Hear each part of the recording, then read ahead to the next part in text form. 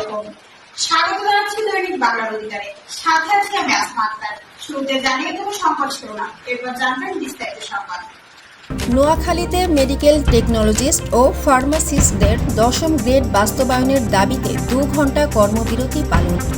সাইফুল ইসলাম, নোয়াখালী জেলা প্রতিনিধি।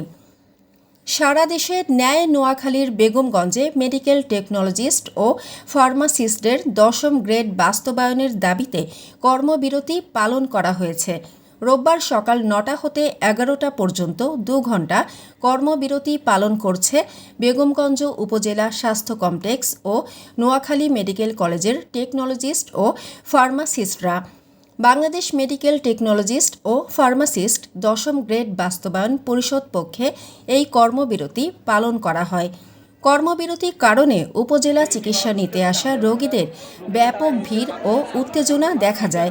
সঠিক সময় চিকিৎসা না পাওয়া অনেকেও ক্ষোভ প্রকাশ করেন। এছাড়াও আজকের কর্মবিরতির পূর্বের কোনো নির্দেশনা না থাকায় ভোগান্তির শিকার হয়েছে অনেকে।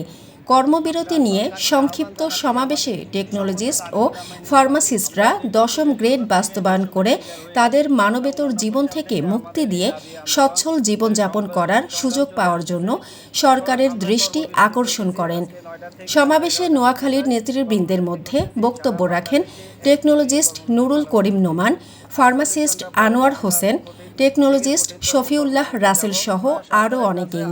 পরে তাদের দাবি নিয়ে পুনরায় স্মারকলিপি দেন বেগমগঞ্জ উপজেলা স্বাস্থ্য ও পরিবার পরিকল্পনা কর্মকর্তা ডাক্তার হাসান খায়ের চৌধুরীর কাছে।